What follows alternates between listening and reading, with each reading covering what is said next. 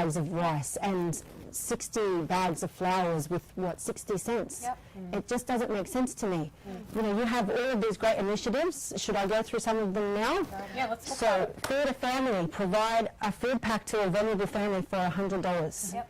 And the viewers, when they choose, they can choose which country those family packs go to. They can. Yes. Our emergency programs focus in, the main area of focus is in all of the countries that have been affected by conflict and natural disasters, and so all of the countries that we've specifically spoken about today are highlighted in those programs.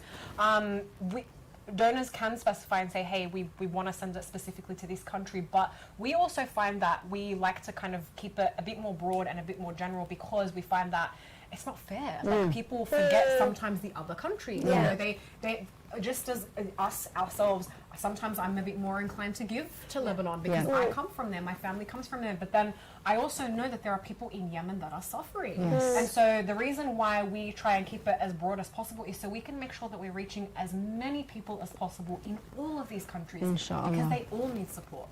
Inshallah. So $4 can provide iftar meals for up to 600 people. Which $4. that's amazing. $4. That's a cup of coffee, which is crazy. Yeah. I mean, put your caffeine withdrawals aside this Ramadan. I'm sure you can live it. 4 times 30, I'm not good at calculating. Who knows what 4 times 30 is? Donate your cup of coffee every single day It's that you would have had $160. Is that what we spend every single day? Sometimes I have 150. 150. 150. 120. Thank you, every sitting That's why I didn't do my hairdresser. This is exactly why we're in humanitarian. Not enough. This is why we have a programs department looking Thank after God for the programs department. I should have just said nothing and just let her go with whatever she was saying. She shouldn't, because then I would have probably come up with a ridiculous number. No, you wouldn't have come up with anything. I made us look bad. $4 per meal. $4 per meal is all it takes. You can feed so many people with that.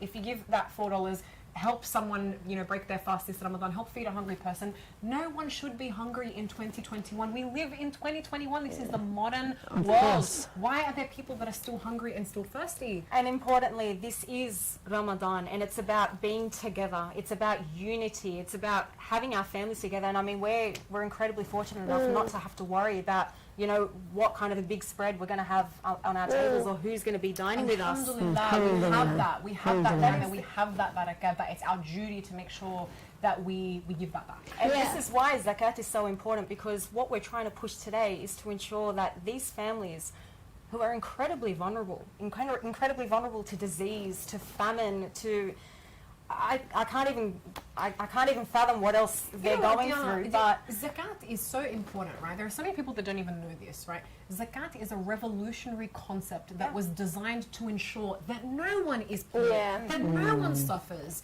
And so this is exactly why it's an obligation, right? It's an obligation for us to pay and give zakat. The zakat is not to be confused with sadaqah. It's two very different things. Zakat is obligatory because it's our duty to make sure that we're paying it forward and we're giving back to those people to ensure that everyone has a bit of everything. And with their donations this evening, inshallah, they'll have everything. They'll have their food and their shelter throughout the month of Ramadan, inshallah. So it all comes out to everyone else. So just to all the viewers, remember, that could be you, or it could have been you. It could be your mum or your dad or your children or your husband or your aunties or your uncles. So when you're donating, think about as if you're there suffering as much as those people were suffering too, and give generously. Pennypool.org.au, or what was the number? 1300 347 947. Our donor care team is on the line. Yeah, I think it's really easy to kind of leave this out of sight, out of mind life when we're here, and like you said, have everything that we need. So it's nice to definitely be reminded of both our obligatory and, But you know what? It's an incredible feeling knowing that you've actually saved life. Of course it is. There is no greater feeling. Also, women include, if I can just tell you, statistically speaking, majority of the beneficiaries that we're working to support are women. They're vulnerable women. They're widows. They're women who have been married off at a very young age because it's just the way it is within that community. They're women that majority of them haven't actually had they haven't had an education. And so, you're working to support those people. There's so many vulnerable people that need that. And what we're working to give them isn't something that is, that that it's Excessive. It's not It's not excessive. excessive. It's a basic human right. Exactly. Food's a human right. Water Yeah. is a human right. Education is a human right. And they don't choose to be in the positions that they're Absolutely in. not. And I think it's also important to highlight that, unfortunately, like you said, Jazz, the majority are women. But we've also got sustainability projects that we implement on the ground as well. That are zakat applicable. Yes. Yes. Excellent. So when it comes to empowering women, business women, helping them give the tool, providing them with the tools to sustain their own business and support their families, and also dignity packs for female hygiene, and also, I mean, it's just a matter of them being able to support their families for the long term, because we're not just about short-term solutions. It's about the long term to keep them going. One of those projects actually, and you'll see that in the prompts on the screen, so there are so many different things that you could donate to that are zakat applicable. So remember, take charge with your zakat this Ramadan. It's still the beginning. We're only 3 days in. We've observed the 3rd day of fasting, alhamdulillah. So, but one of those projects is a bakery that we're actually trying to establish in Yemen, in some of the most affected regions. I mean, what that bakery would do is, one, help boost the local economy by employing some of those people that don't have an income. But then also it works to kind of pay it forward to make sure that it's providing food for the people that aren't able to afford that. So, you know, that's in there as well. Make a donation, visit pennyappeal.org.au or call 1300 347 947 to do that today. We're still in the beginning of Ramadan, like I said, but make every second count. Don't leave it till the last minute. There are so many people out there that need your help. It's endless opportunities to make a difference. Yeah. So we're going to cut to another video and then we'll be back. Thank you. Jimmy, thank you so much for taking the time to chat with me this evening. And I mean, it's a matter of great significance, and we do understand how busy you are. Oh, it's a pleasure, talking with you guys and explaining what we're doing here, and also what's going on here, which we very much like to, tell the world. So. Yeah, no, absolutely. And I mean, first of all, I would love for you to tell us a bit about yourself. Where are you currently located, and what is your current role with Penny Appeal Australia? We are a field partner in Myanmar with PA Australia, and also we have an office in Yangon, and we have project areas, across the country, like in the Rohingya area and central, Burma. Mm-hmm. Cool. And I mean, to really get to the crux of the matter, in 2017, violence had erupted in Myanmar and targeting the Rohingya people, a stateless Muslim minority, which triggered one of the fastest growing humanitarian crises in the world. And I mean, this is the world's most persecuted minority, which the UN describes as a textbook example of ethnic cleansing. And I believe I do have my facts right when I say that nearly 7,000 Rohingya were killed in 1 month, and 730 of those people were children under the age of 5. Why is Myanmar a fragile setting? Myanmar has a history of violent, authoritarian since the since we had independence from the British, I would say. So 3 months after the independence, there is infighting. The military, that started, took hold of the country, and since then they didn't want to, give up the power. So the cycle of violence is, started from the greed for the power by the military, and Rohingya was targeted, because it's their location is a very important geopolitical location, and again, that history is repeating in 2021. They just, staged a coup, a successful coup, I would say. And now not just the Rohingya, the whole country is, being targeted to maintain the power. Right. And I mean, even recently, following 5 decades of economic and political isolation, Myanmar today can build on its many strengths, including a large youthful population and a rich supply of natural resources and inputs for agricultural development. Yet the country is still one of the poorest in Asia, and it still continues to face many challenges, including frequent natural disasters and ongoing ethnic conflict and high vulnerability to climate change. So could you describe to us the current living circumstances in Myanmar, and what is our team seeing on the ground? The military is shooting people, without any reasons, and a lot of people are in hiding because they are doing the civil disobedience movement, and our team right now is currently laying low, but we are planning to help a lot of people during this Ramadan, and also we plan to help the people with the immediate need of water. Clean drinking water in Myanmar. So this is our planning for this 2 months period, including Ramadan. Okay, and what are the most vital necessities that are required on the ground? I mean, what exactly is the current living situation like? Our project areas in Myanmar right now, previously they had a difficulty with the COVID-19. During the COVID-19 period, they couldn't work. They lost jobs and things like this. So economically, they were already impacted badly. And now with the coup, it's like a double, on their need, and also the double on the difficulties part. So we are currently trying to help the life-saving food, and water. We're gonna start with that one. And just recently, a couple of Muslim blocks in central Myanmar were burned down.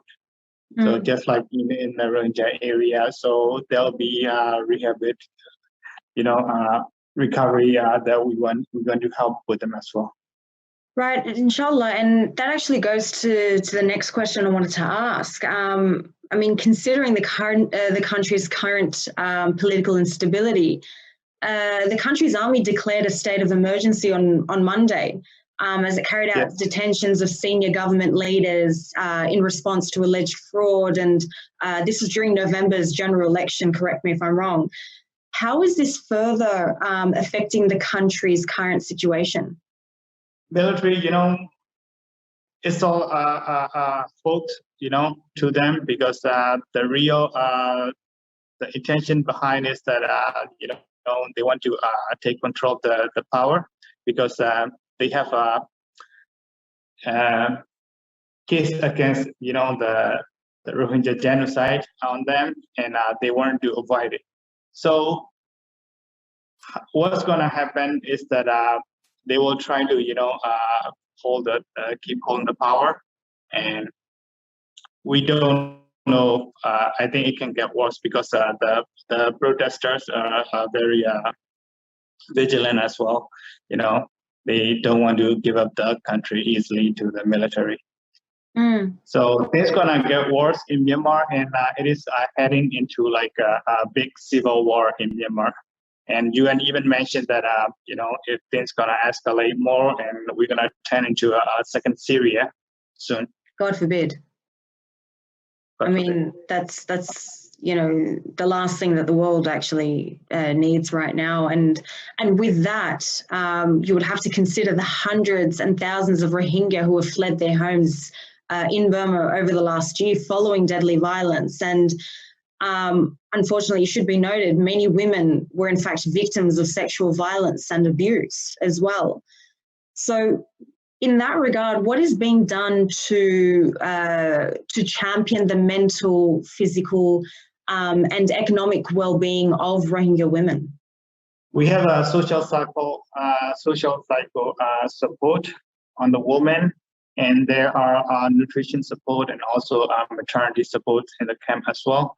And we have a women's center in the camp where women can gather, and they can share, they can ask, freely.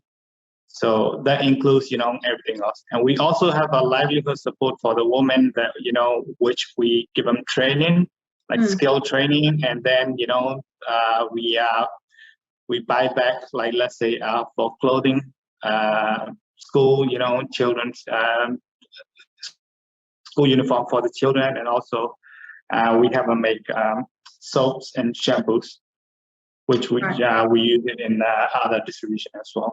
So essentially dignity packs. Yes, and we also distribute dignity packs for them as well. Right. That's. I mean, this is something that's pretty much looked over, and I feel like it's just one of those silent crises that kind of. I mean, unfortunately, it's lost focus. But right now, the most important thing is to actually tackle the issue before it escalates any further. And considering the fact that it's experiencing quite significant political instability. We can only work even hard and, if anything, if you don't mind me saying, take charge to alleviate these issues before they worsen. Absolutely. Yeah.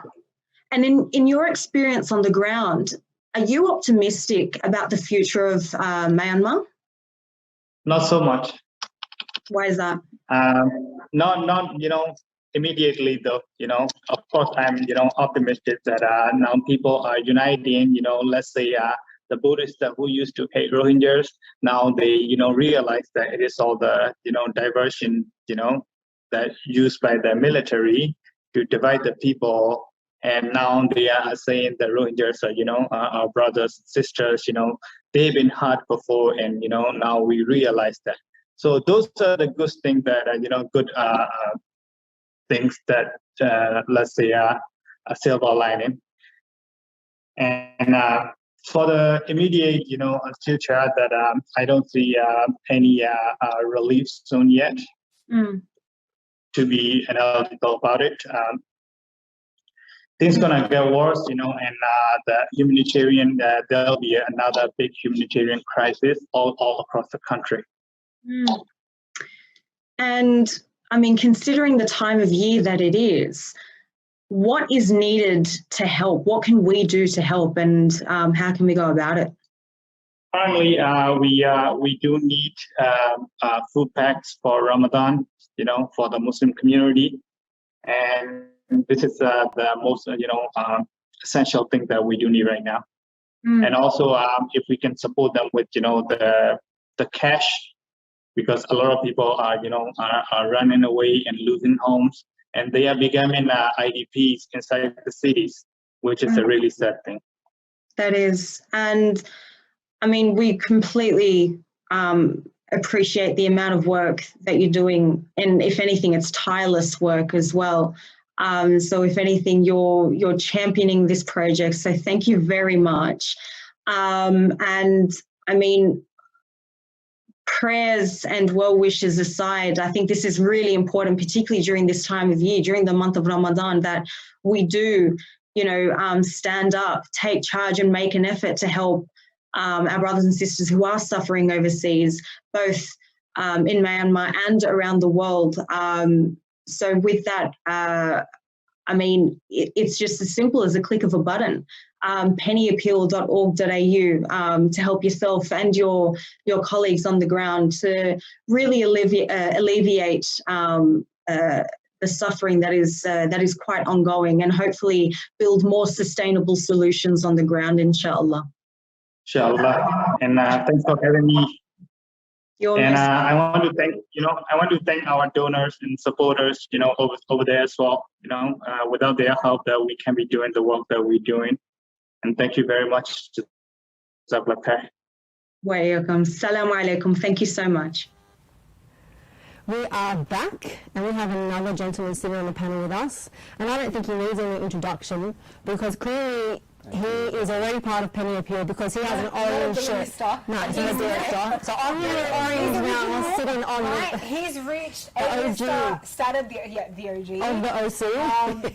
I mean, Muhammad, you guys will recognise he was with us last year in our first ever Penny Appeal Live fundraiser, and it was just, it felt odd not to, even though this is a Women of Clued, right? Ladies of Clued. Felt odd not to have Muhammad back with us, because I think he added so much to our team. He's really become part of the Penny Appeal family. Thank you. I've gone through the initiation last year. I've earned this shirt now, Rebecca. So I'm sorry I'm on this side of the studio. So. Sorry, Rebecca. I feel like I'm being teamed up right now. I'm on the outs. I'm on the out. We're not part of this hood here, right? Alhamdulillah. We just saw the video, the interview about the situation in Myanmar. I'm going to speak as a person who lives in the West, you know, frustrated, and with the smallest inconvenience, sometimes hearing about the problems in Myanmar, they just won't go away. That's right. So it's been a while now, and I mean, you on the ground realize that these problems don't just come and just evaporate overnight. They stick around for a very long time. So it's been a while now, and Penny Appeal's on the ground trying to help as much as possible, despite COVID and the restrictions there, which makes everything difficult. So it must have been like hard during that time. So as you would have seen in the case study, I was speaking with Jimmy, who's actually one of the lead partners on the ground in Myanmar. And when I asked him, it was a very straightforward question. It actually broke my heart the way they responded. I asked him, are you optimistic about the country's future? And he goes, honestly, no. And that means that we have that responsibility to make a difference now before the situation just worsens, because it's only escalating. And Myanmar, unfortunately, it's strife with many problems, both political, economical, and also natural disasters as well. One of the biggest refugee camps was recently on fire, and then the moment that we heard the news, we were actually going crazy in the office saying, okay, How do we help? How do we help? What can we do? We need to respond immediately. You know, there are so many things that these people need. We work towards, I mean, because we've been working, you know, in Myanmar and in all of the refugee camps that have been set up in Bangladesh for quite some time. And so, you know, setting up shelters, setting up, you know, access to safe and clean drinking water in the form of water wells in a lot of these places, it means that we need to kind of go back and revisit that and make sure that none of these things have been affected, because they're providing people with basic necessities. You know, and these people, sometimes we often forget, like we get to a stage where it's just kind of like, this is a situation that we hear about often and it's just become the norm, and it's so scary to turn around and say that so much suffering and devastation has become the new normal, that we've become so used to it. And so we've got to make a difference now. Like, we've got to take a stand and go, no, but this isn't normal. We need a shake-up. We need a shake-up. That's what Take Charge is about. Exactly. And it's not just a matter of just making a donation, here you go, you've got a food pack. No, it's an ongoing thing. We need to continuously support, and this is why we are here today, because our zakat is incredibly powerful, and like you said earlier, it's revolutionary. It makes all the difference in the world, and if anything, it has the power to transform someone's life. And what better time than Ramadan? So with your zakat this year that's going to Myanmar, it's changing how you deliver that zakat, isn't it? Absolutely. I think you know, there are so many things that we're doing, you know, on the ground, as we kind of like touched on before, but mainly, especially in the month of Ramadan, I was saying to some of the guys earlier when we were having like a Team Orange, you know, briefing earlier today, because our incredible volunteers are constantly fundraising to make sure that they can reach as many people as they possibly can in and outside of Ramadan. But there are families that only get to eat specific things in the month of Ramadan because they're dependent on that generosity, they're dependent on that kindness that comes from, you know, our donors. And that's you know, it's a beautiful thing from a donor perspective, but it's also a sad thing from a beneficiary perspective. It's a sad thing that they have to wait an entire year just to get, you know, a food pack that has a whole heap of things in there. It's a sad thing that, you know, I mean, alhamdulillah, we pay our zakat every single year. So once a year obligation that we've got to do, but they're dependent on that. They rely on that generosity from us to live.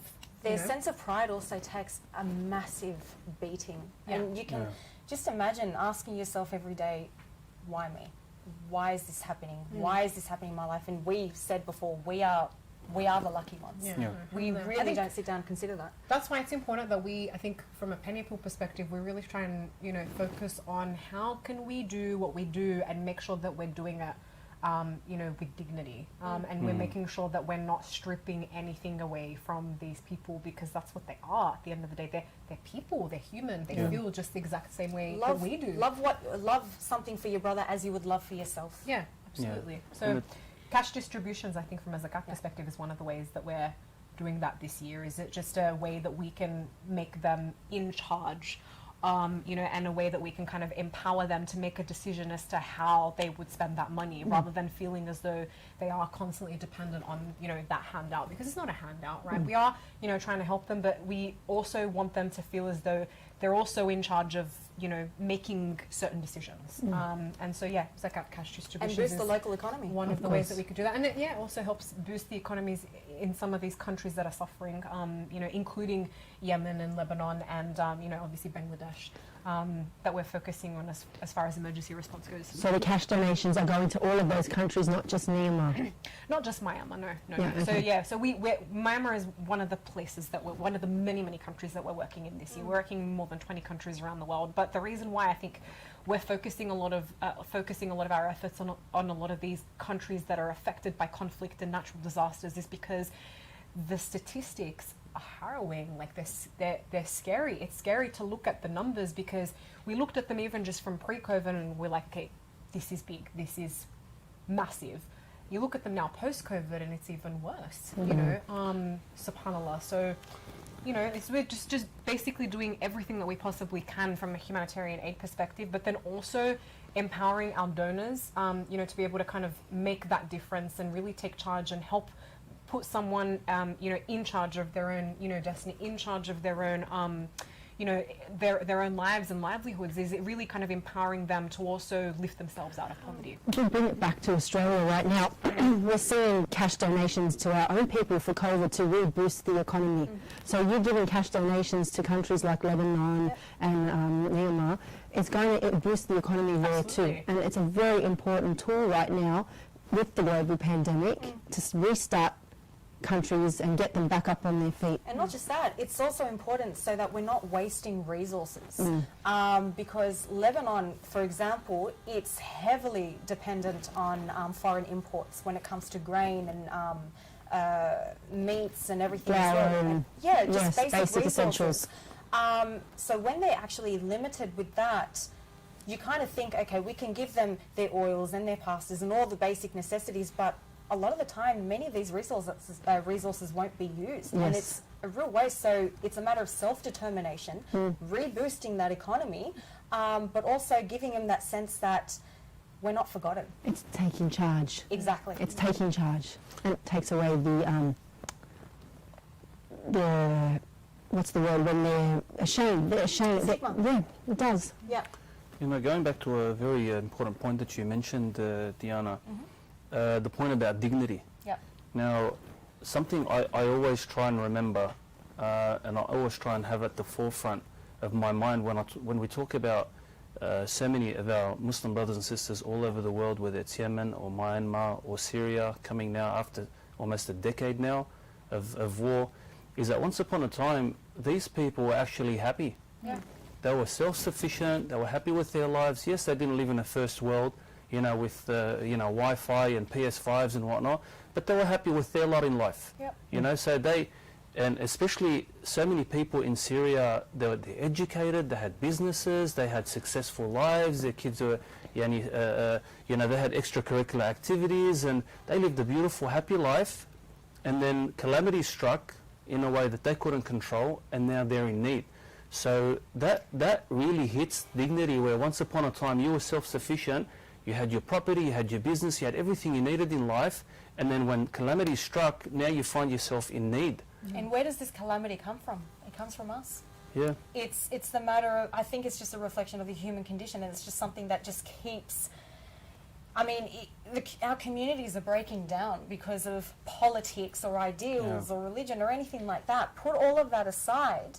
We're all human at the end of the day, and that's why we say these are man-made crises. We need to take a step back and say, this is something from our own hands, and how are we going to change that?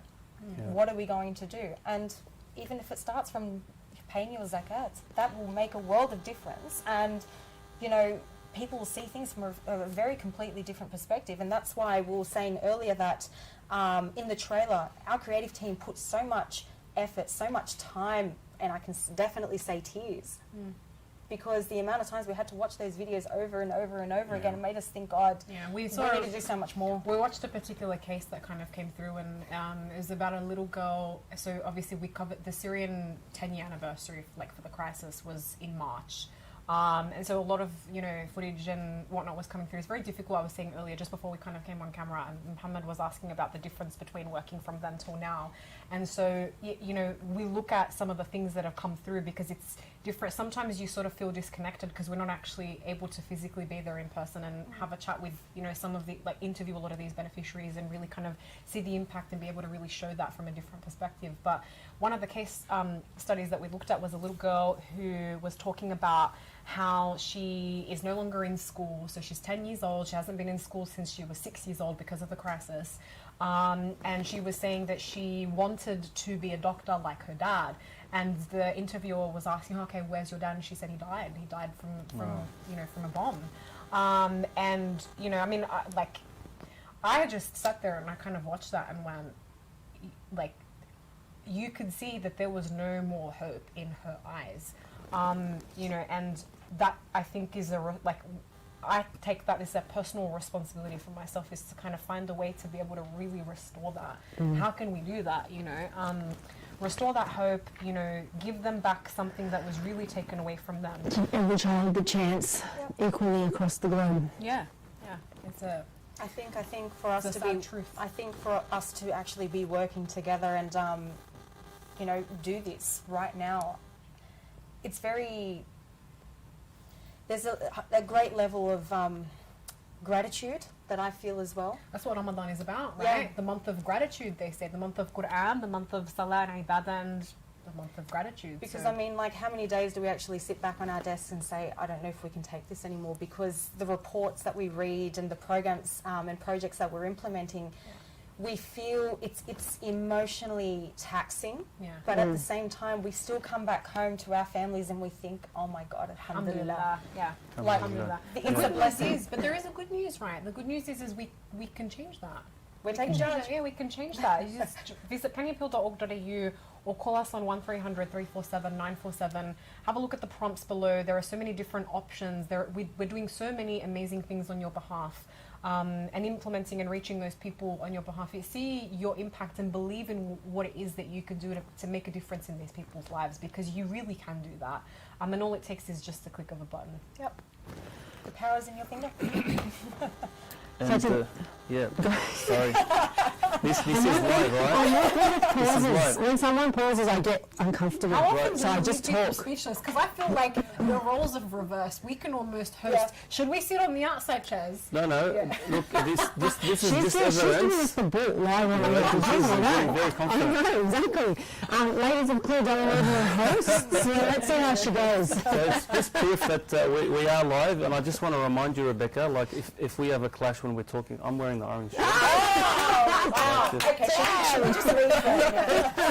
But the other I'm point, happy to take a step side, I promise, the point I okay? wanted to make was that, Diana, you were saying about, we are so blessed, we are so pampered in this country, being a first world country, beautiful country like Australia, the most beautiful city in the world, Sydney, and we are also, on top of that, we are so fortunate that no brownie points here for any political party, but I think we handled the pandemic much better than I so think many so too. countries Alhamdulillah. around the world, Alhamdulillah. and we're enjoying that. I mean, I was at the UMA the other day, and Sheikh Shadi was kept reminding the worshippers, you're in such a ni'mah that you are here now praying Taraweeh.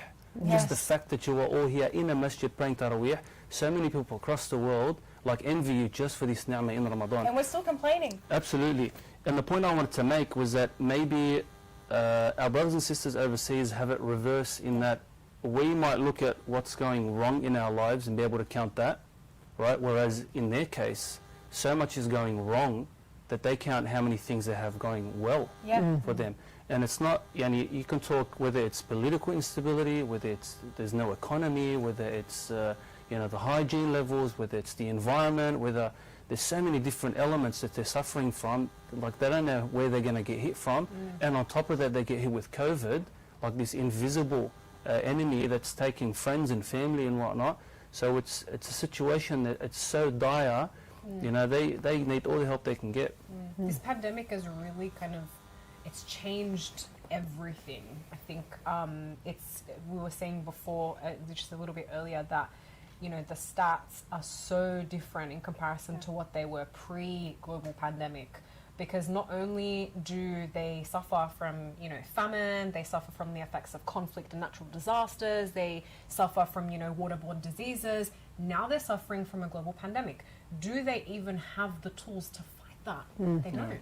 You know, they don't have the tools to fight that. There are countries like Yemen, for example, or even Palestine, you know, Lebanon.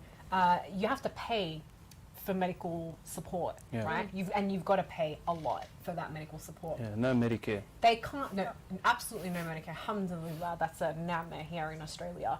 But, you know, even a COVID testing kit, they can't get their hands on. Their health system is completely faltered. I mean, they have to pay for the testing kit, and then next thing you know, you get a doctor saying, okay, but we want to be sure, you need to buy another testing kit. Wow. Yeah. They're making money. That's just in Lebanon alone. Yeah. In Yemen, there aren't enough hospitals. Like the only hospital that's equipped to kind of really make that difference and support people by giving them COVID testing kits, or even just support them, you know, through medication and whatnot, is overwhelmed because it's a population that they're dealing with, and almost all of the population, 80% of the population, is in need of some form of support, whether it's, you know, with food, whether it's through medical attention, because they're also suffering from other diseases like cholera, you know, and many other diseases that have come from not having access to safe and clean drinking water, but also, you know, the famine.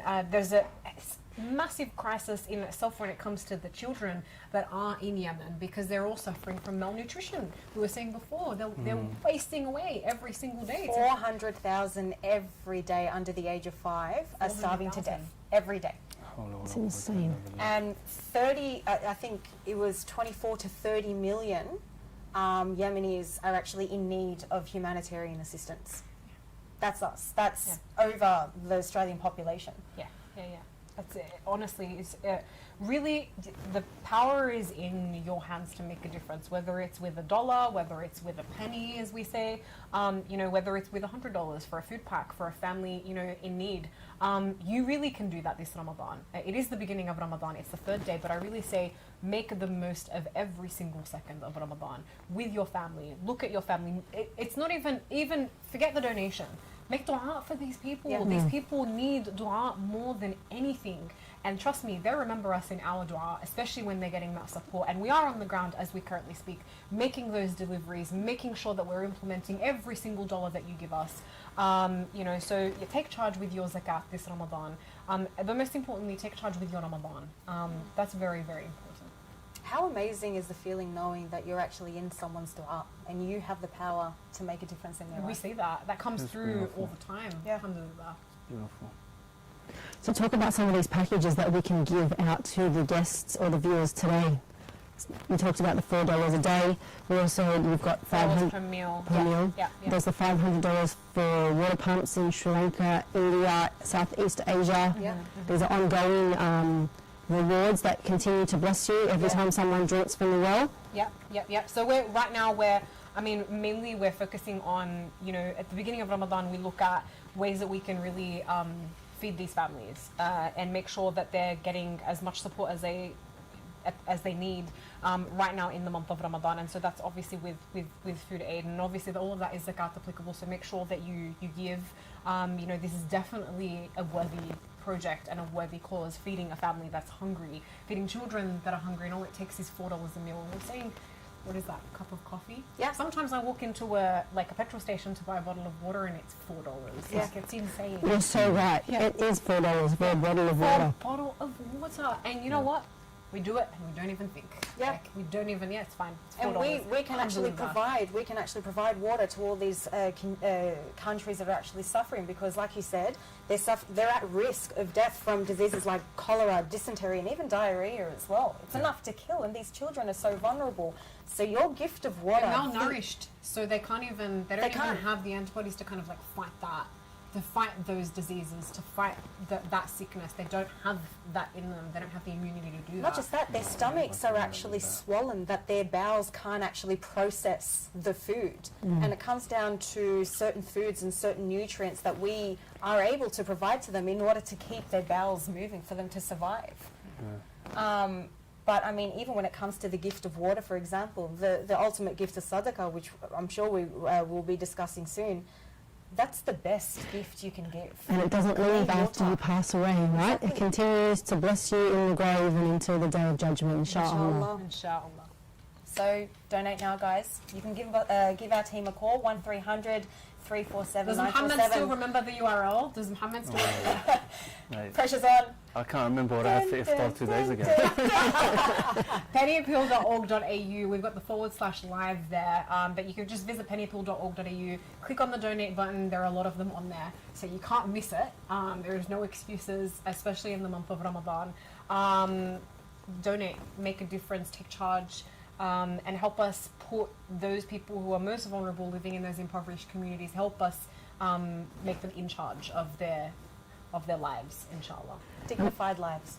We're jumping to another video, so we'll catch you when the video finishes. Back on the panel. No one should have to give up their education or flee for safety to a country that's not home. No one should be thirsty or sleep hungry in 2021. Poverty is a story that we can end using 100% of your zakat. Take charge. Give your zakat this Ramadan.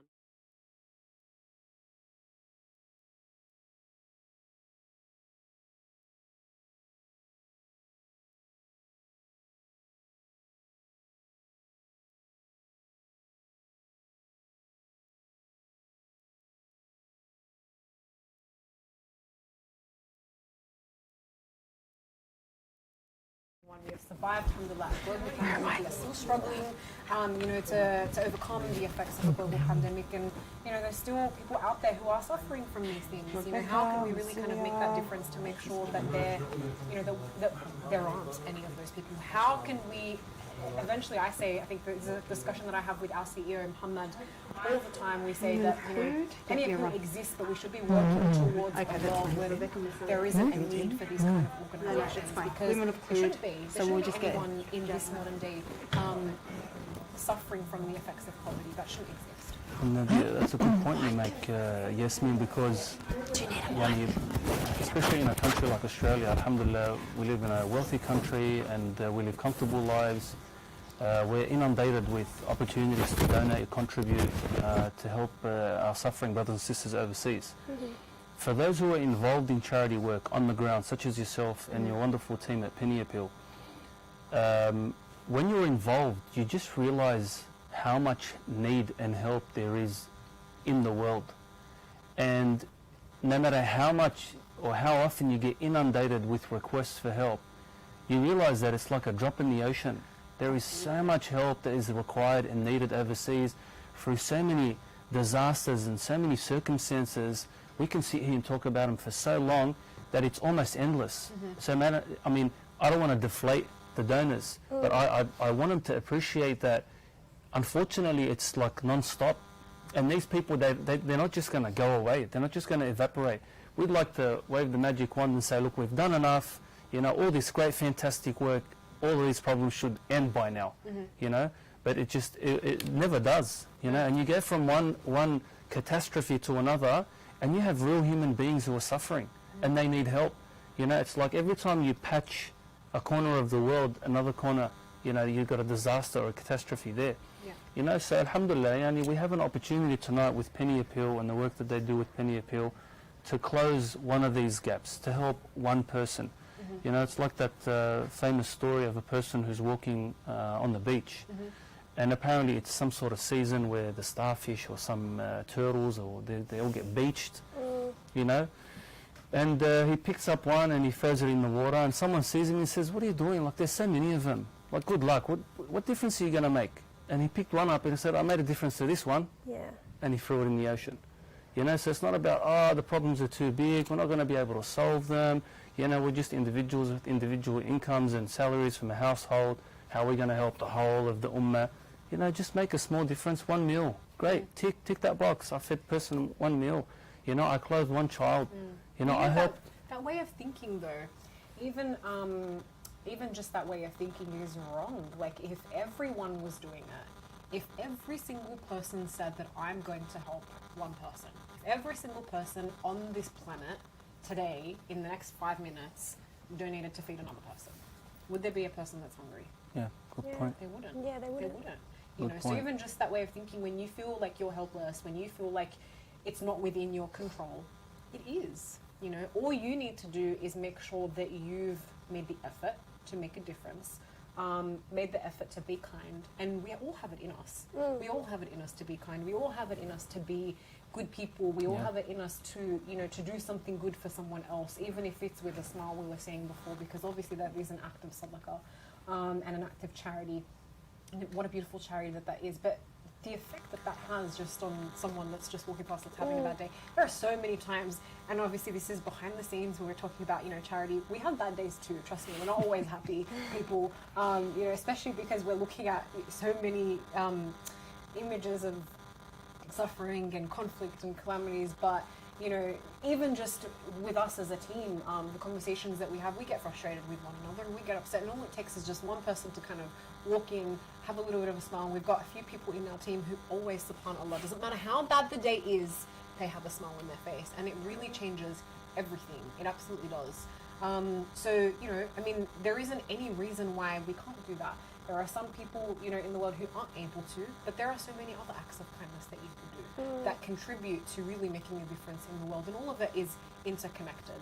Not all of it is monetary, you know. So Yeah. I think one point that I want us all to touch upon before we end this segment is to really emphasise the fact that the majority of refugees, people that are displaced, people that are in need are women and children. absolutely. And a lot of these women and children either have been separated from their families, have lost their loved ones, have lost, you know, their husbands, their partners, whatever it might be. And I think, you know, for us Islamically, there's always, I guess, the male acts as the provider, as the carer for these women and children. But a lot of them, you know, for the most part, they've been separated, they've lost their male carer. So I guess in that sense, that's where organisations like Penny Appeal come in and kind of step into that role and help provide for them and help kind of fill in that position of trying to give them what they need to still stay on their feet. Let me share a story with you. It's an interesting story, and we're probably going to run over time with this segment, but it's such a good story. When I was in Sri Lanka, probably about, I think it was about a year ago now. It was December 2019. Is that a year ago? It's a little bit over a year, right? We visited this family who we were looking to build a water well specifically within their kind of their community.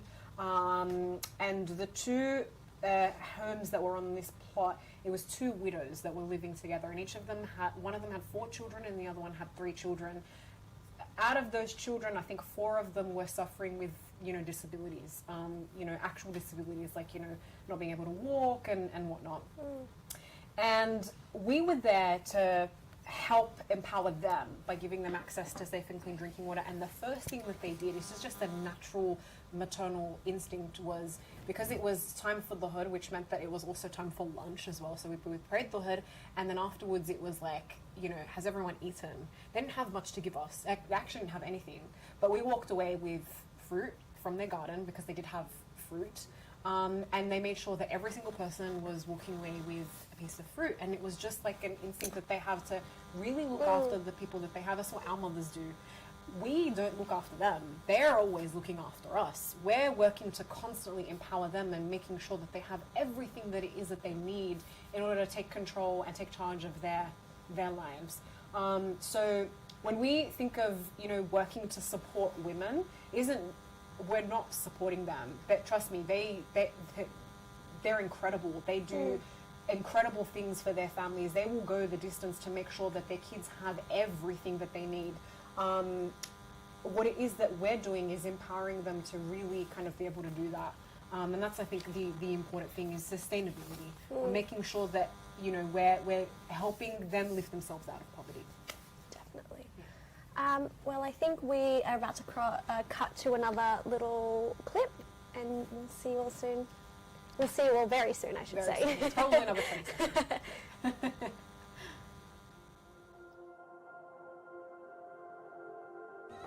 এই এলাকা আমরা এখন যেখানে আছি এটা আশাশুনি উপজেলা। এই উপজেলার মানুষ সাধারণত কৃষিকাজ করে এবং কৃষি দিনমজুর। এই এলাকার প্রধান যে সমস্যা, সেই সমস্যাটি হলো পানির সমস্যা। অনেক সময় এই এলাকার মানুষ 3 থেকে 5 কিলোমিটার দূর থেকে পানি নিয়ে এসে যে সমস্ত পানির উৎস থেকে মানুষ পানি পান করে, বিশেষ করে পুকুরের পানি পান করে, সেই কারণে অনেক সময় দেখা যায় যে বিভিন্ন রোগে আক্রান্ত হয়। সেই কারণে আমরা বৃষ্টির পানি ধরে খাওয়ার যে পদ্ধতি, সেই পদ্ধতিটাকে আরেকটু সায়েন্টিফিক ওয়েতে আমরা এগিয়েছি এবং সেই অনুসারে আমরা ইনস্টল করেছি। প্রথমে এই বৃষ্টির পানি এই এতে পড়ে, টিনের উপর পড়ে, টিনের পরে পড়ার পরে পাইপ দিয়ে আসে, পাইপ দিয়ে আবার এখান থেকে এখানে এসে এখান থেকে এইখানে স্থল হয়। আমরা এখান থেকে পানি নেই, পানি সংরক্ষণ করি। এ পানি খেয়ে আমাদের মানে রোগ পড়ি নাই বা সুস্থ সবল জীবনযাপন করতেছে, বা বাচ্চারাও সুস্থ আছে, অনেক দিকটা আমাদের মানে ভালো। যাতে করে এই এলাকার মানুষ এখন তাদের এই ডায়রিয়া বা অন্য অন্য যে সমস্ত রোগ এইগুলি আর কমে গেছে। এটা নিরাপদ পানি, সুন্দর পানি, মিষ্টি পানি, বৃষ্টির পানি এখন আমি খাচ্ছি।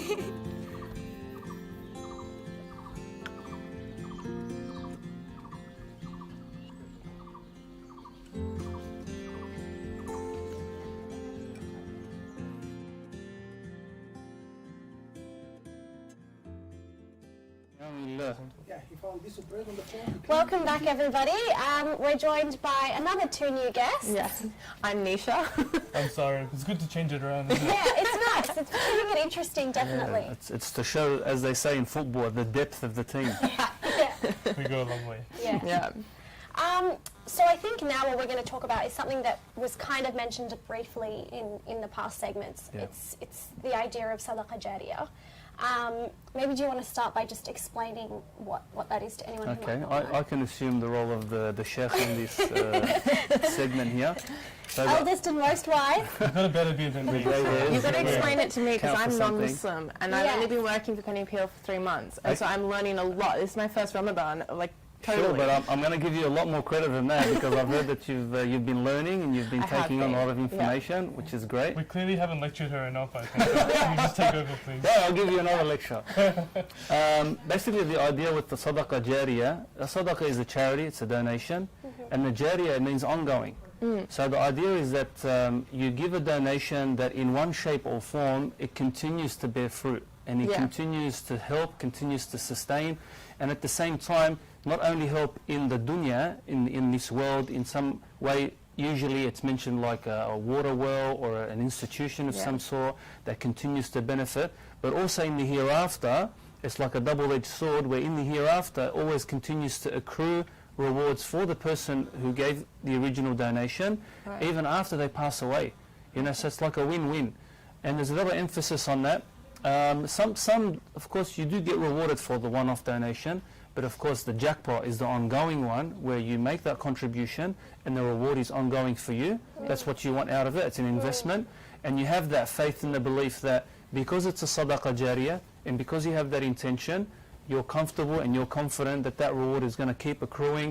You're alive, you're dead, you're paralyzed, you're on your deathbed, you're healthy, whatever the circumstances, even after your death, the reward continues to accrue until on the Day of Judgment, you don't recognize the rewards anymore because it's just so great. And you thought, hold on, I don't remember donating all of this, but it's just been accruing and accumulating.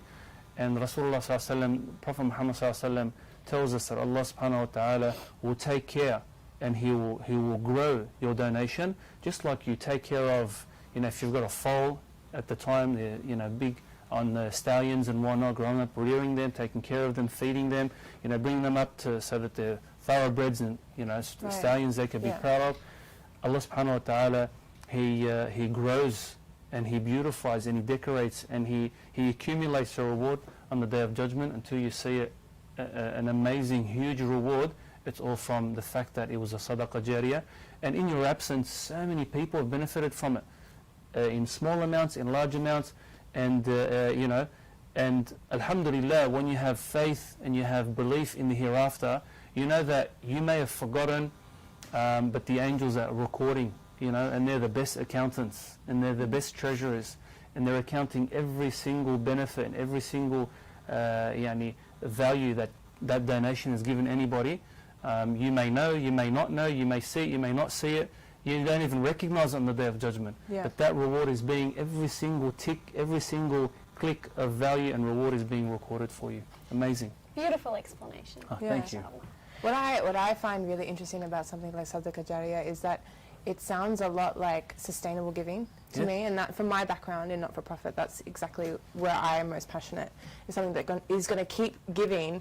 Not for me, it's in this life, right? The fact that it can be sustained in these communities and they don't have to then continue, like we were talking about dignity before, right? I mean, if you have to continue to ask for something and then you feel like you're continually asking for something and then you're not seeing any rewards from it, then you're still in the same place essentially. Like you get a one-off donation, I mean, what happens beyond that, right? And so something I found super interesting is that not only do we provide water wells in these communities, and they cost around, I believe it's around $500. $450 to $550. Yeah. But these wells last for years, and they're going to feed provide water, clean water, for an entire community. It's not just one person or one household. We recently went to an Indigenous community in Australia, actually, just a couple of hours away from Sydney, up near the Upper Hunter region. And what was so shocking is that they don't have clean water. Wow. It's literally the same as if they were, I mean, it's not the same, but it's like if they were in India, somewhere like that, a third world country that doesn't have access to safe, clean drinking water. They have E. coli in their water, and they've just gotten used to that in Australia. That's shameful. Yeah, so I think with every hardship, there's also blessings in disguise, and I think with COVID, there have been many blessings in disguise. One of them is the fact that because we couldn't travel overseas, Nisha's been on the ground, I've been on the ground overseas, but because we couldn't travel overseas this year, we were actually able to open our eyes even more to the local communities that are not so close to the cities, but also still in Australia. So we were privileged enough, and honoured enough and lucky enough to actually go down to an Indigenous community and visit, water projects that we have helped implement. But in saying that, we also got to see that there are also fellow Australians who are not so fortunate like us. I mean, yes, they have clean water there, but just to find clean water, they also have to walk. They still have to walk. So I think essentially in this field, they have an open field with solar panels that turn the condensation into water, and they have one bubbler. Yeah. And now the thing is that for them, that's actually a privilege, and they're very fortunate for that. And it opens our eyes because we're just used to like when we wake up in the middle of the night, we complain about going downstairs to get water, right? And I mean, in countries, they don't even have that. They have to walk 5 hours. But then in this Indigenous community, they're so thankful that they have water, even if they have to walk a little bit for it. And I think that really opened our eyes and made us feel very... It was surreal, honestly, because I've done a lot of work in India personally, and I've seen, women are put in danger when they don't have access to water. Why? Because they can't get adequate hygiene resources. Many girls, and I've met these girls personally, they were 12 years old, stopped going to school because they don't have toilets, because they don't have water systems. Wow. And when a girl reaches a certain age, they're considered to be stuck in the home, marriageable, which is ridiculous because it's essentially child marriage. And often it's from something as simple as a lack of access to water, a lack of access to sanitation. And adding to that, I've been to Sri Lanka. I know Jasmine talked about Sri Lanka before, but when I went to Sri Lanka, I saw that a lot of kids didn't have clean water. So, instead of going to school, they had to walk 5 hours, 6 hours to find their next glass of clean water. And those kids that were lucky enough to have water at all, they would drop out of school because they couldn't get through class without their stomachs churning or the diseases that come from water. Absolutely. And so there were a lot of dropouts from school. Wow. And they had water, but it just wasn't clean. And so I think when a lot of us think about water, we think about quenching our thirst. That's the first thing we think about. But it's deeper than that. So it's much about more. Empowering communities. It's about education, which is also a form of safety. empowerment. Safety not only in terms of health, but if you are walking 5-6 hours a day and you're a young girl, I mean, let me paint that image for you. What happens to her? especially in countries where you're also walking rural and there's Yeah, no, you're unprotected. And I mean, I don't want to turn this into a science class, but you know, those who study the human being tell you that there's a hierarchy of needs. So here you are trying to reach the peak, education, self-development and whatnot, and you're held back by the very basics. Absolutely. Of just water to drink, keeping yourself clean, you know, personal hygiene, things cooking like as that. well. Yeah. You know, to boil something. Yeah. Water. It's a basic human right. It has Yeah. nothing to do with what culture or religion or anything that you come from. It's a basic human right that you should have access to clean drinking water, and also in following suit, you have access to adequate sanitation and hygiene facilities. I mean, look at COVID. You know, that also impacts that. If they can't wash their hands, if they can't stay safe. And so I guess, just quickly, because I know we have to cut Yeah. to another video soon, but how can the viewers get involved in Sadaqah Jariyah and in donating and I think sometimes we really stress out about donating a lot. Now with Penny Appeal, you can see the price points at the bottom. You'll notice it's already not very expensive to build a well, but I think even if you can't afford a whole well, I think one thing to take away from this, because we are running out of time, would be even if you donate like a little bit that contributes to a brick of a well, that's Sadaqah Jariyah. That's a contribution, you know. And I think Islam is very generous in that way, where we get rewarded for everyone that drinks from that well, even if we just donated a brick. So I think We that's can work together to make a really big impact. small change makes a big difference. All right, so we're going to cut to some Quran recitation, and we'll see you all very soon.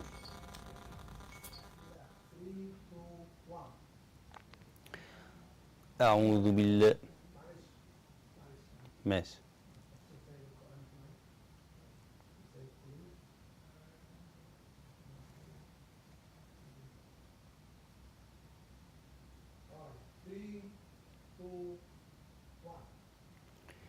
أعوذ بالله من الشيطان الرجيم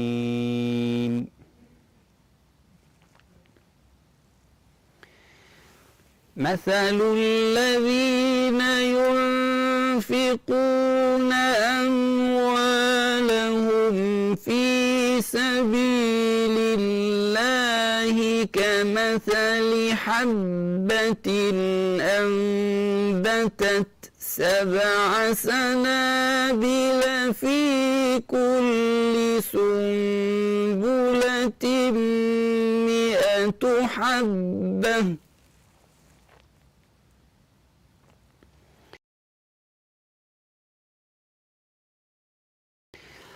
الله يضاعف لمن يشاء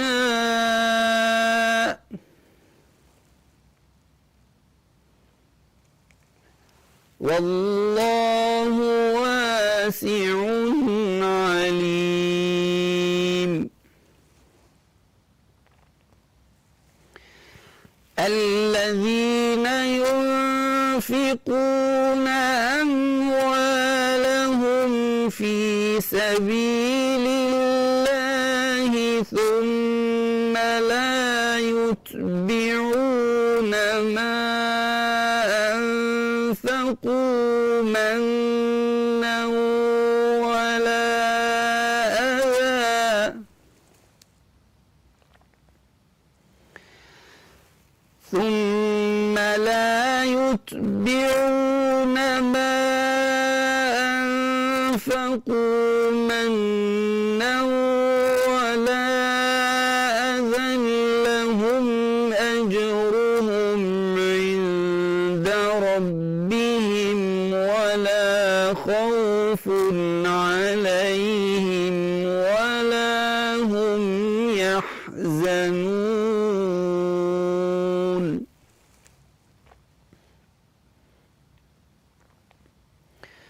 قول معروف ومغفرة خير من صدقة يتبعها أذى والله غني حليم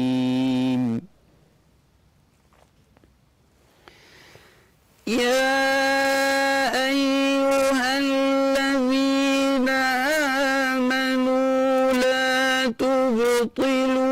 صدقاتكم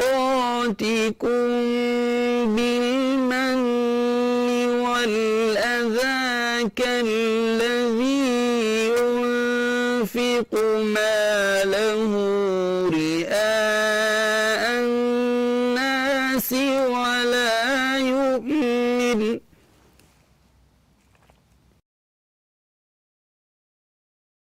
This Ramadan, I'm doing the 300-kilometer Ramadan challenge for Penny Appeal. My name is Osman Karolya, and I'm asking all of you to take charge, to make an impact on the lives of others. In this blessed month of Ramadan, there are people without food, water, shelter. So as we enjoy all those things, let's do our bit for those who don't have. Share your journey in goodness, share your journey in giving, share your journey in making an impact. Take charge. Your Penny Appeal, we can do this. Yo, Adrian, it's our time. Do it now. It is within you.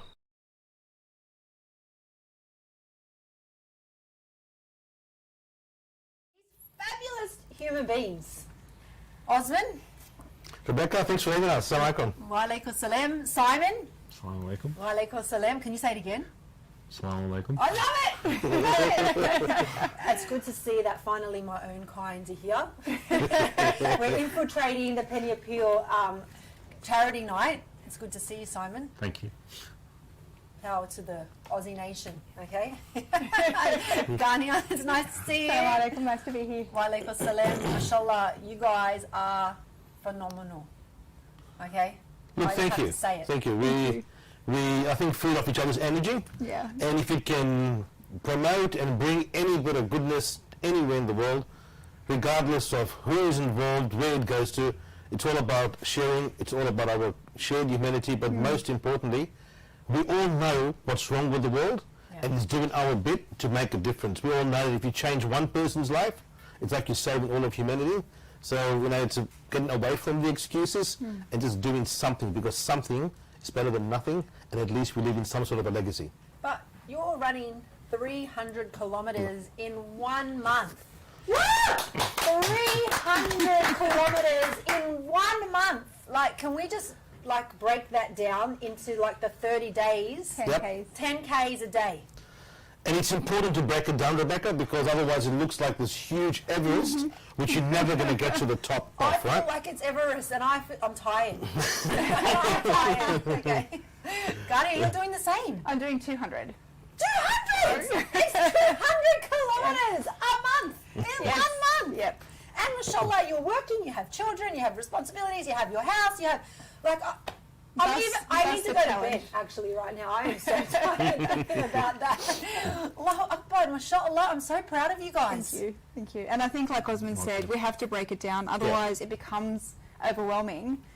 So for me, it's like, okay, 6.5 Ks a day, chunk it down, and if I do more or do less, great. I just add it on to, add it to the tally and take it from there.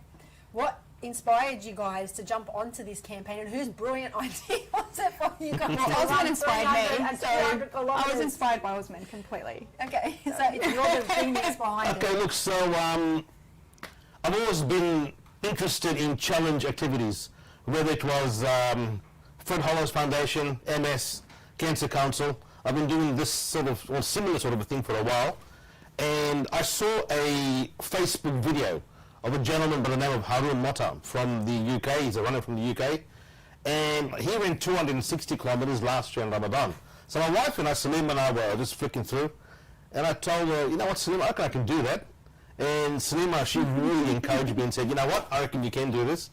Let's pick a cause and let's see what comes out of it. So like many other things in my life, I jumped before I looked, got in touch with Penny Appeal, and the rest is history.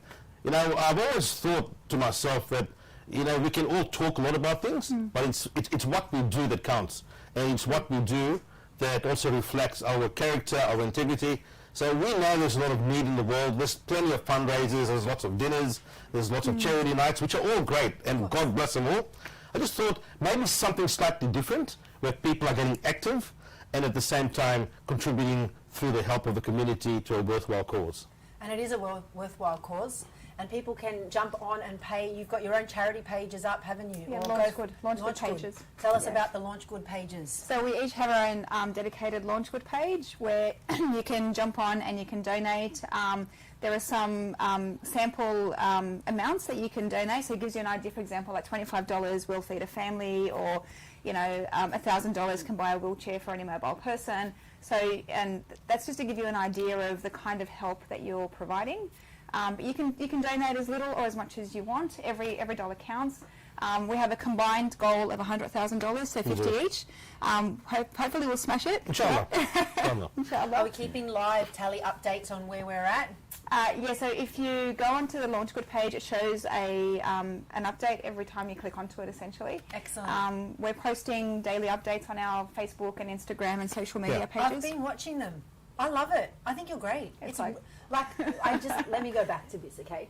It is Ramadan. We are fasting. Who can run 300 kilometres and 200 kilometres walking in a month outside of Ramadan?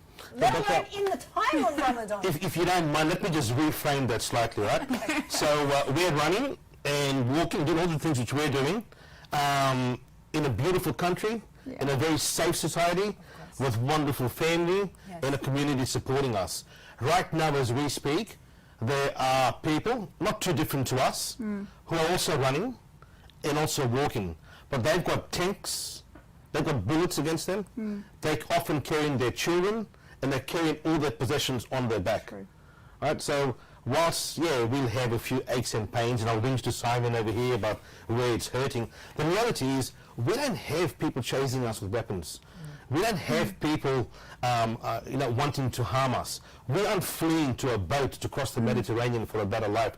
But if we can create some sort of challenge event, which in a small way represents the challenges other people are facing in the world, we create an awareness. So if people can't make a donation, and I get that, at least make a dua, at least make some sort of a prayer. Ghania's family are originally from Lebanon. My in-laws are from Lebanon. We know that there's a lot of suffering there at the moment. So, a $50 food pack will feed a family for a month, whether it's in Lebanon or some other part of the world. I think we both wanted the food packs to go to Lebanon. The empowerment of women means a lot to me, and it means a lot to all of us. So we have these women who, for $500, they can be set up with a micro business, reducing their dependency on aid. In these countries, and I spent a lot of time in a lot of these countries doing volunteer work with different organizations, sadly and unfortunately, if you're a female, if you're a woman and your husband dies, nobody wants you. You're doomed. Yeah, you're a burden, and it should never be that way. Where's the dignity for these women? Now, $500, it's not a small amount, but it's not a terribly huge amount either. But it's changing someone's It's life-changing for them and their children. Exactly. Yes. And like you said, it gives them back their dignity and it hopes and empowerment. Exactly. And statistically, they tend to go on and be successful. Alhamdulillah, guys, I can't, I'm starstruck with what you're doing. I think it's amazing and we wish you all the best. One more plug before we go. Ghania, where is this page that we can get to? So there should be a little link on the bottom of the screen. Otherwise, if you jump onto my Facebook page or Osman's Facebook page or our Instagram accounts, you will find links there to each of our Launch Good pages. It's really as simple as, pressing a button and donating. So every dollar counts. We ask that you dig deep and that you help us through with our cause. And any help that you can provide is absolutely appreciated. And like Osman said, if you can't help us financially, a dua will go a long way as well. Or share. At least share their story. Absolutely. At least share. Never belittle the amount that you donate. It's all there and it's all a shield for you in the next life, and it's a witness for you, and it's also leaving a legacy. You don't want your memory in this life to just fade away, so that thing which you invest in now is your investment in the akhirah, at the risk of offending Rebecca and others. I'm going to give a very quick shout out to a few people who really made this possible. That's not offending me at all, please. There's a few people who, regardless which cause, which organisation I work with, they always come to the front. Bashir's Reka, Tax Factor, MCCA, the amazing people, Nabil Hafsa and his team at Future Form, Talal Yassin, Crescent Wealth, Ayman Zawabi and Khalil Hafza over at Bina Group. So, these are some of the people who are always partners to goodness, whether it's Fred Hollows Foundation, whether it's something anywhere in the world. But, when you thank the people, you thank Allah. So I didn't mean to take over, but I just need to acknowledge those who are always on the path to goodness. So thank you very much to them. Thank you very much to all the guys. And keep those people in your dua too, because they're doing special things and they're enabling you to continue doing these amazing projects all across the globe. And mashallah, you're making a difference. Alhamdulillah. Alhamdulillah. So viewers, please hit up Penny Appeal, call on 1300 347 947 or go to pennyappeal.org.au/live. And we're cutting now, and we'll be back in 5 more minutes. Thanks, guys. Thank you.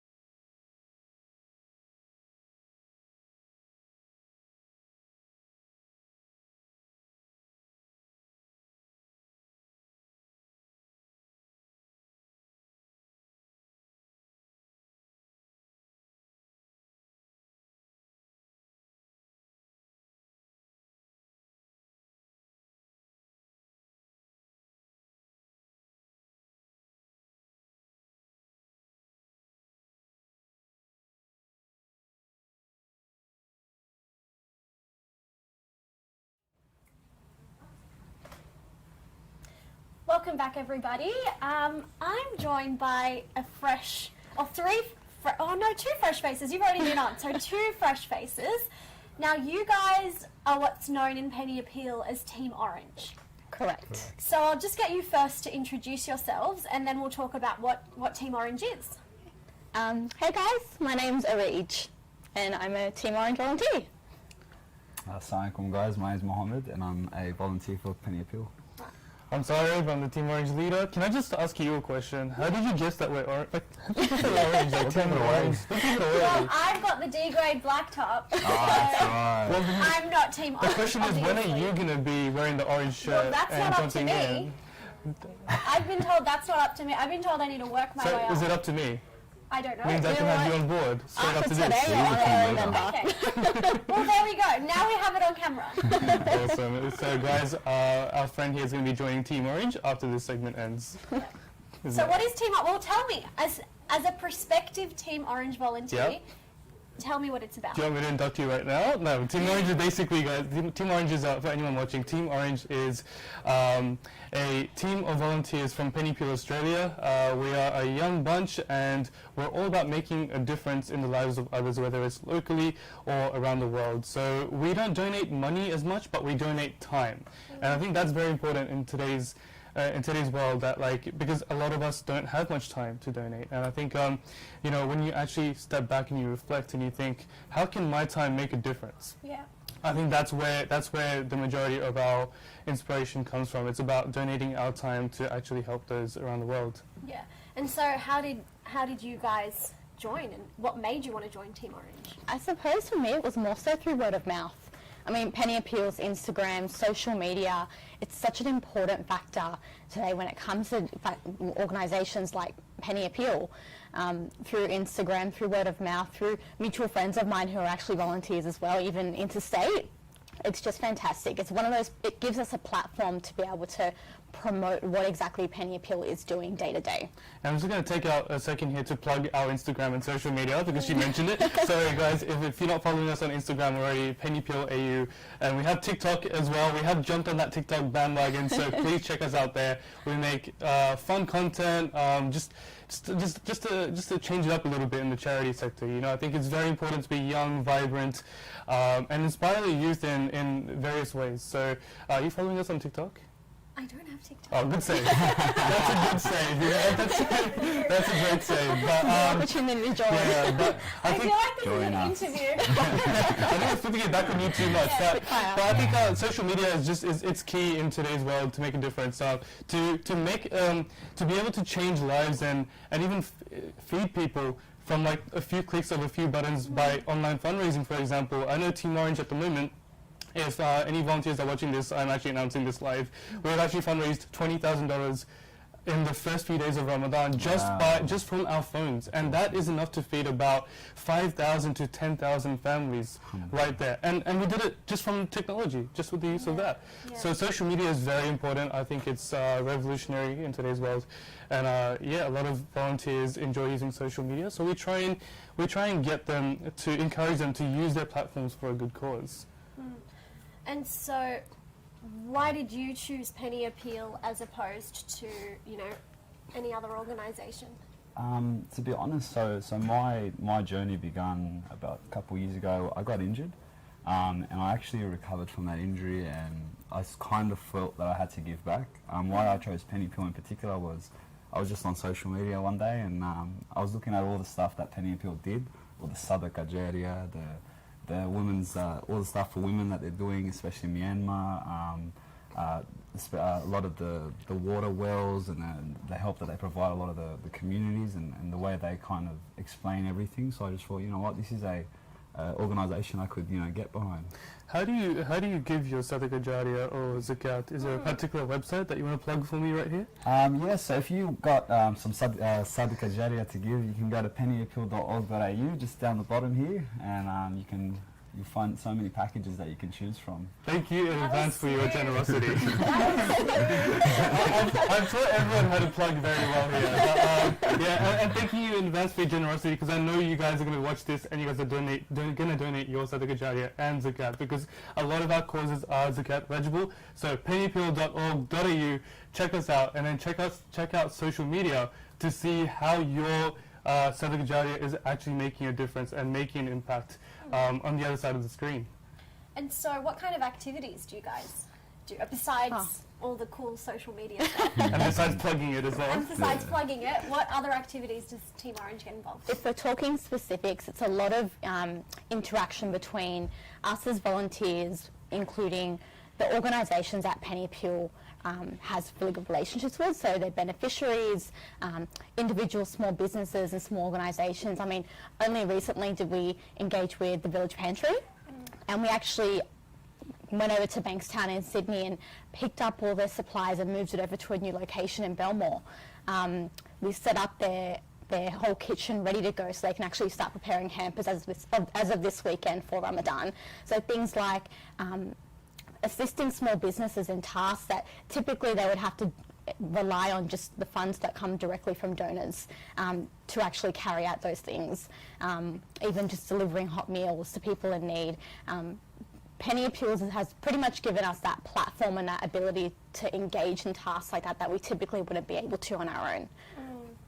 And so obviously with coronavirus and the pandemic last year and a lot of things having to be done in different ways, what was that like for you guys?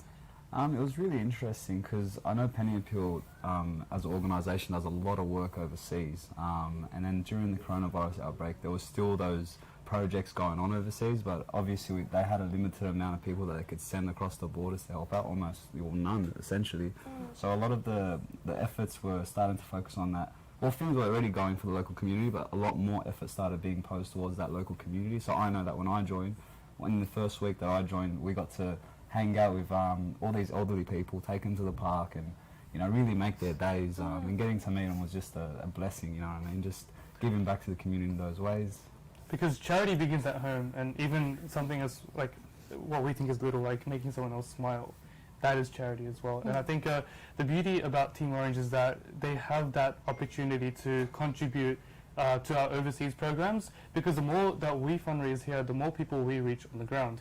And then locally as well with our activities, through our interactions with the community, whether it's our friends with special needs, whether it's our friends who are older than us in age and they need our support, and even company. And then just like food hampers and packing that for the community, I think there's chances to help out both ways. And we help out overseas by using our phones. We don't let COVID restrict us, even though COVID is full of restrictions, but we don't let it restrict us from actually making an impact on the other side of the screen or on the other side of the world. We're always chipping away at, helping where we can. Yeah.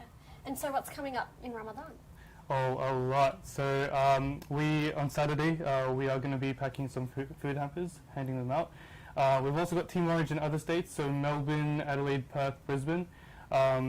In Melbourne, we help international students because they've been affected by COVID.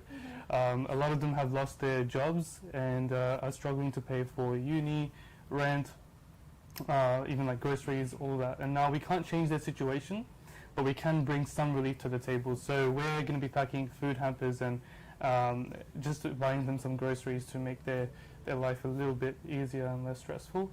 Because again, it's about like the little, the acts of kindness that really go a long way. And then we've got a lot more, but I think you should check out our Instagram, our socials. Because I can talk at ear about what we're doing. Yep. And so I guess if anyone watching wants to become a part of Team Orange, how can they go about that? So you can message our socials. You can also sign up on pennyappeal.org.au. If you want to join, just donate a few $100s as well on your way. And I think I'll make sure that you get inducted really quickly. Again, very smooth. For sharing and thanks.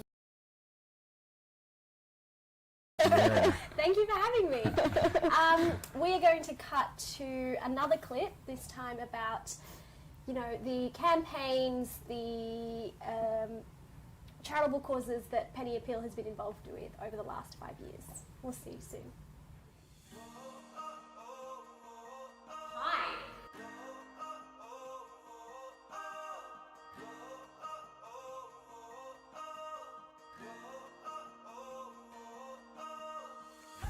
It's been an interesting journey with Penny Appeal Australia, just seeing the growth within the last 5 years. There was a need for a brand like this in this space because the Aussie audience is such a young one, and there's a next generation that really wants to kind of take charge.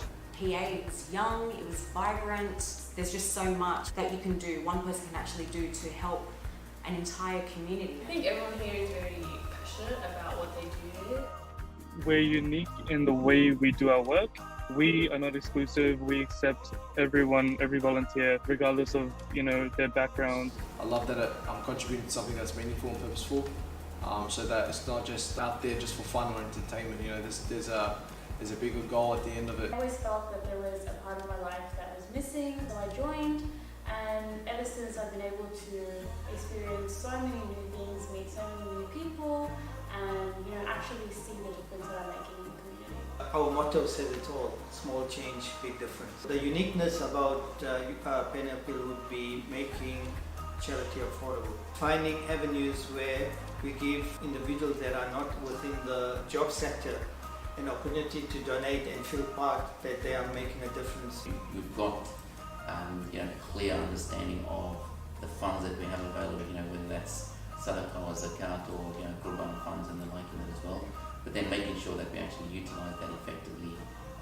And so I see that as a really important role, giving donors that level of confidence that their money is being utilised not only correctly but also that we're maximising the use of their funds in that as well. In all these programs, what we are trying to do, we choose a locality, we need a system, and then we do these programs around the same community in order to tell them to tell us, thank you, we don't need you. In the next 5 years, I'd like to see us continue on this trajectory and continue to focus on long-term impacts for the communities, continue to strengthen the voice and the input that we get from the people we're serving.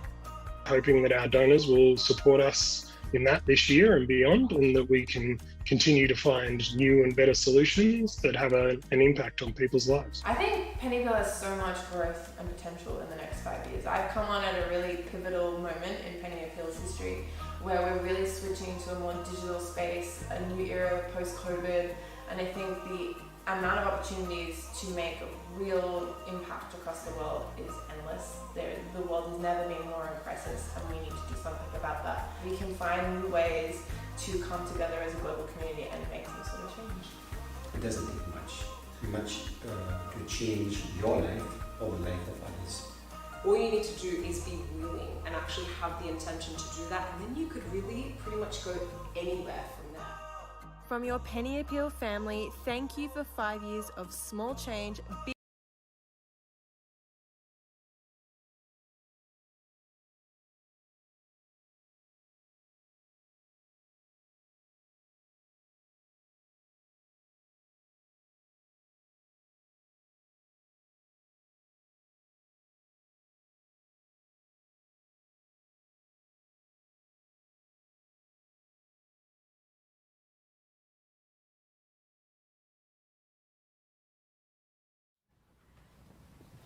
Guys, there she is. Oh my goodness. Can I please introduce our honorary Penny Appeal Team Orange MVP, Miss Rebecca Kay. Clearly, I didn't take the cut. I'll share my shirt. Fine. I'll share my shirt. I feel like this was like a low-key test. Who's gonna get the last shirt? Look, like last distinctive. You are our MVP. You're standing out from all of us. So if anything, I mean, you're there. You're out there for us. I just know how to make a lot of noise. And that's what it comes down to. But I've got to say, orange is very becoming of you. Yeah, Is it? it goes with your skirt. Well, I go for the Tigers in the football team, so that's the only time I'm ready to wear orange, okay? I'm not, the orange is not the new black, no. Okay? Orange is the new Penny Appeal, and that's the only time, okay? I'm a team player. Guys, I've had so much fun tonight. It was wonderful. It was just really great to have everyone on board with us, and also Osman and Gania to share their inspiration and to be a part of Penny Appeal. This is honestly a very that we've had. So if any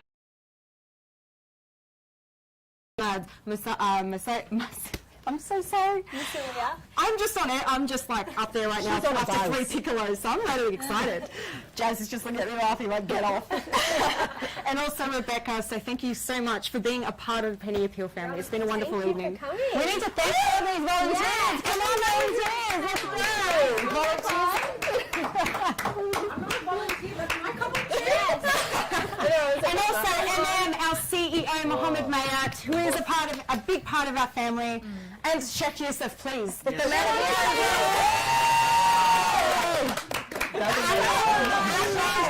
Najdi, our cameraman. Best cameraman. It's been a wonderful evening. Uncle Yunus, our donor care. The man behind the phones. There we go. We have a message for everyone, right?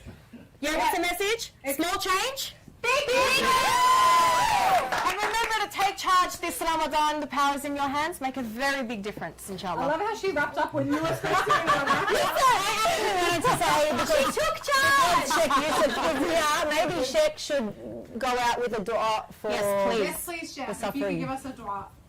Alright, I'll grab this from Brother Muhammad. I don't have one. You want the shirt too? No, alright, I'm a very humble man. Like, Brother Muhammad will never give me one. I don't know why. Like, Subhanallah. We'll talk about it. Inshallah. Jazakumullah khairan. It was beautiful fundraising. Inshallah, I'm asking Allah Azza wa Jal to let the people they heard you today, they open their heart before the pocket. Amen. That's very important. And I was just mentioning to Brother Muhammad how Muhammad sallallahu alayhi wa sallam, when he saw in his house a piece of bread, he picked it up, he cleaned it, and he ate it. And he told Aisha, Ya Aisha, ahsini jiwara ni'amillah. Oh Aisha, look after the ni'mah of Allah Azza wa Jal. Alhamdulillah, as you guys mentioned, we have too much blessing in this country. But to thank Allah for the blessing, you have to give from the same blessing Allah give you. Otherwise, we'll be cut off.